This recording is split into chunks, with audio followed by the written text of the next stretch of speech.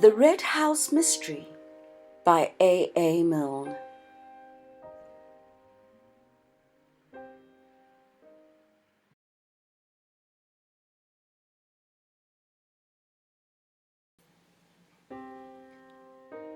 Chapter 12. A Shadow on the Wall. In the 20 hours or so at his disposal, Inspector Birch had been busy. He had telegraphed to London a complete description of Mark, in the brown flannel suit which he had last been seen wearing. He had made inquiries at Stanton as to whether anybody answering to this description had been seen leaving by the 4:20. And though the evidence which had been volunteered to him had been inconclusive, it made it possible that Mark had indeed caught that train, and had arrived in London before the police at the other end had been ready to receive him. But the fact that it was market day at Stanton, and that the little town would be more full than usual of visitors, made it less likely that either the departure of Mark by the 4:20 or the arrival of Robert by the 2:10 earlier in the afternoon would have been particularly noticed. As Anthony had said to Cayley, there would have always been somebody ready to hand the police a circumstantial story of the movements of any man in whom the police were interested. That Robert had come by the 2:10 seemed fairly certain. To find out more about him in time for the inquest would be difficult. All that was known about him in the village where he and Mark had lived as boys bore out the evidence of Cayley. He was an unsatisfactory son, and he had been hurried off to Australia, nor had he been seen since in the village. Whether there were any more substantial grounds of quarrel between the two brothers than that the younger one was at home and well-to-do, while the elder was poor and an exile, was not known. Nor, as far as the inspector could see, was it likely to be known until Mark was captured. The discovery of Mark was all that mattered immediately. Dragging the pond might not help towards this, but it would certainly give the impression in court tomorrow that Inspector Birch was handling the case with zeal.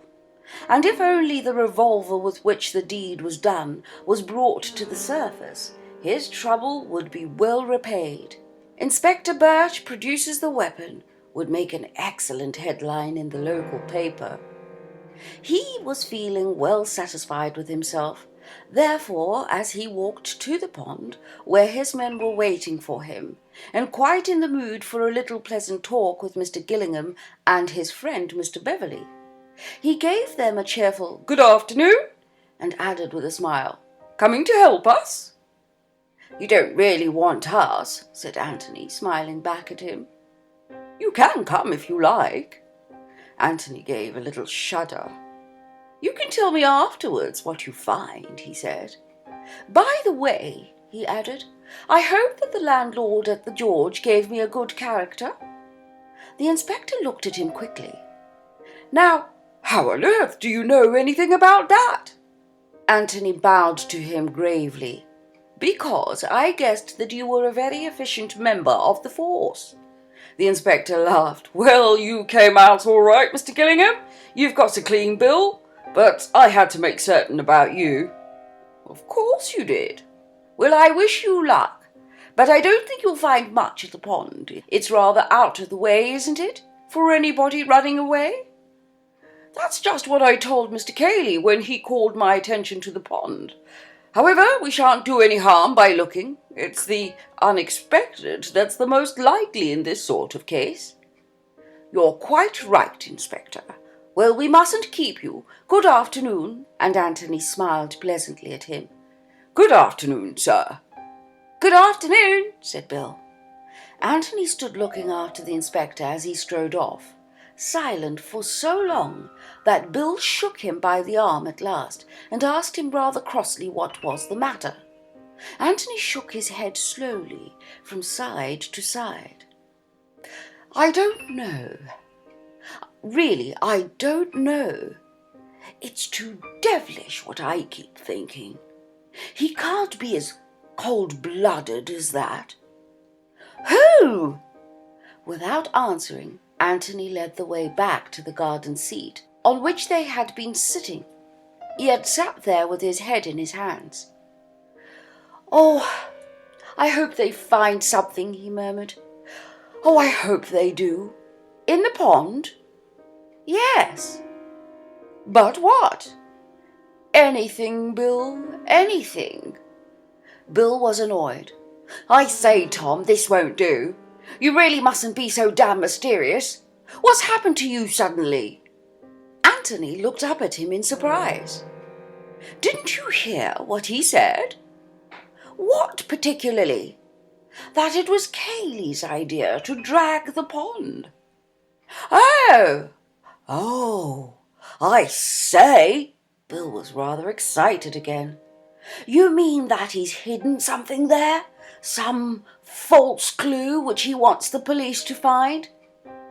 "I hope so," said Anthony earnestly. "But I'm afraid—" He stopped short. "Afraid of what?" "Afraid that he hasn't hidden anything there. Afraid that—" "Well, what's the safest place in which to hide anything very important?" "Somewhere where nobody will look." "There's a better place than that." "What?" "Somewhere where everybody has already looked." "By Jove! You mean that as soon as the pond has been dragged, Cayley will hide something there?" "Yes, I'm afraid so." "But why afraid?"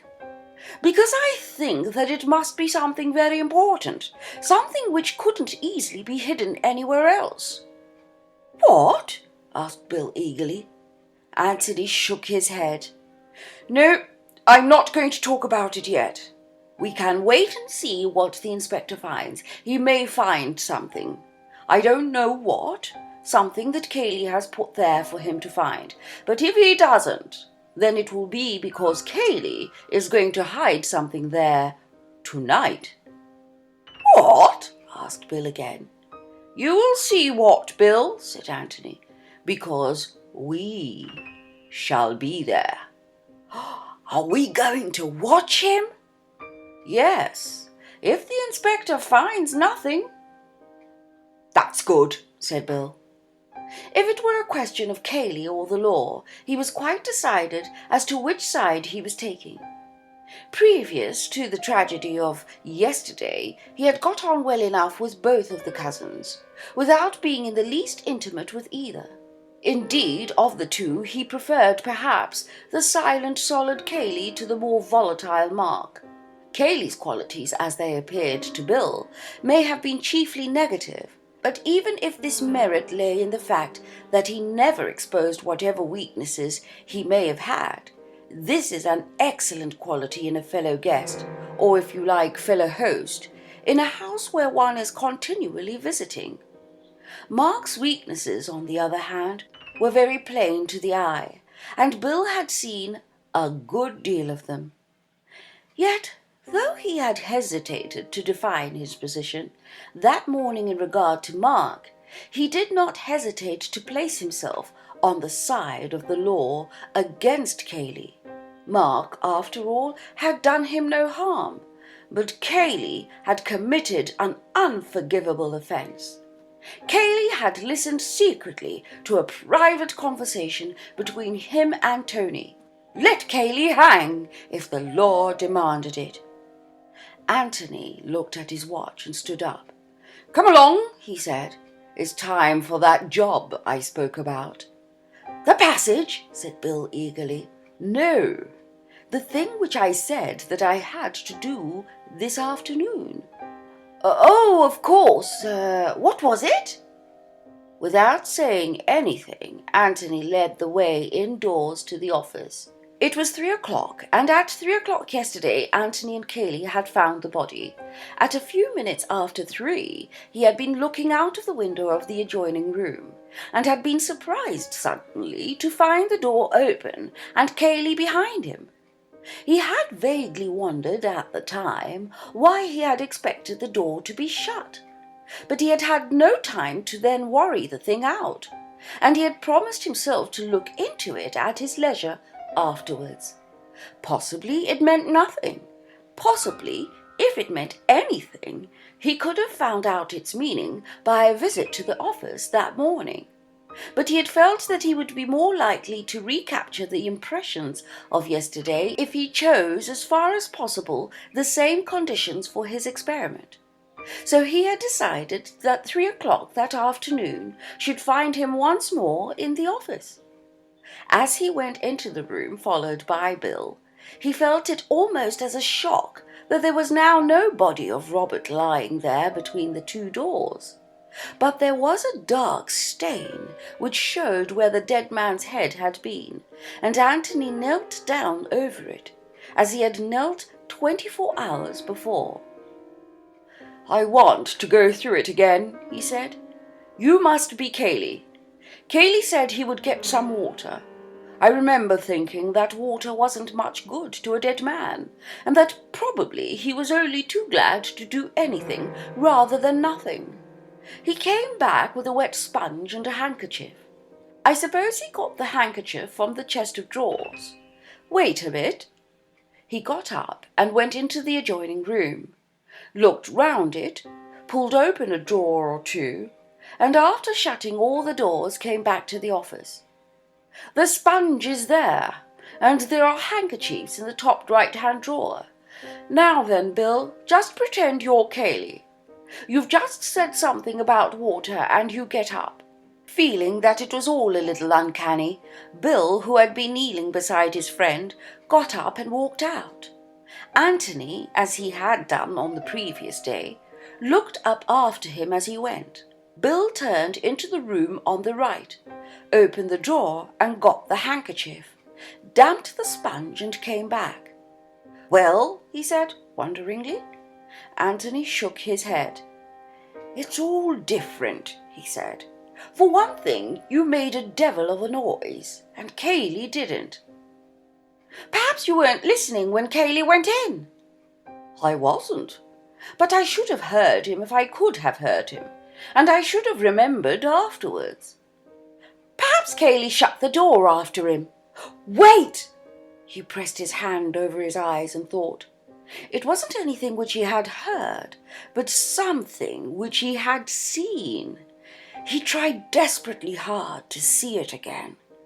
He saw Cayley getting up, opening the door from the office, leaving it open, and walking into the passage, turning to the door on the right, opening it, going in, and then, what did his eyes see after that? If they would only tell him again. Suddenly he jumped up, his face alight. "Bill, I've got it!" he cried. "What?" "The shadow on the wall. I was looking at the shadow on the wall. Oh, ass! And 10 times ass!" Bill looked uncomprehendingly at him. Anthony took his arm and pointed to the wall of the passage. "Look at the sunlight on it," he said. "That's because you've left the door of that room open. The sun comes straight in through the window. Now I'm going to shut the door. Look. Do you see? Do you see how the shadow moves across? That's what I saw. The shadow moving across as the door shut behind him. Bill, go in and shut the door behind you. Quite naturally. Quick!" Bill went out again, and Anthony knelt, watching eagerly. "I thought so!" he cried. "I knew it couldn't have been that." "What happened?" said Bill, coming back. "Just what you would expect. The sunlight came, and the shadow moved back again, all in one movement." "And what happened yesterday?" "The sunlight stayed there, and then the shadow came very slowly back, and there was no noise of the door being shut." Bill looked at him with startled eyes. "By Jove! You mean that Cayley closed the door afterwards as an afterthought, and very quietly, so that you couldn't hear?" Anthony nodded. "Yes, That explains why I was surprised afterwards when I went into the room to find the door open behind me. You know how those doors with springs on them close? The sort which old gentlemen have to keep out draughts? Yes, just at first they hardly move at all, and then very, very slowly they swing to and, well, that was the way the shadow moved, and subconsciously I must have associated it with the movement of that sort of door. By Jove! He got up and dusted his knees. Now, Bill, just to make sure, go in and close the door like that. As an afterthought, you know, and very quietly, so that I don't hear the click of it. Bill did as he was told, and then put his head out eagerly to hear what happened. That was it, said Anthony with absolute conviction. That's just what I saw yesterday. He came out of the office and joined Bill in the little room. And now, he said, let's try and find out what it was Mr. Cayley was doing in here, and why he had to be so very careful that his friend Mr. Gillingham didn't overhear him.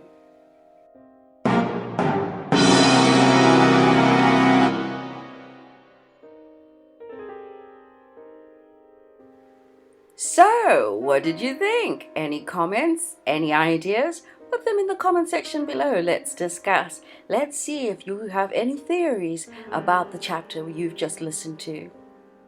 Thank you for watching, and please remember to like this video. Share this audiobook series with somebody that you know enjoys detective stories, and subscribe to our channel, our ever-growing Audiobooks TV family. We'd really love you to be a part of us. And click the notification bell so that you don't miss out when we next upload. The next chapter coming tomorrow.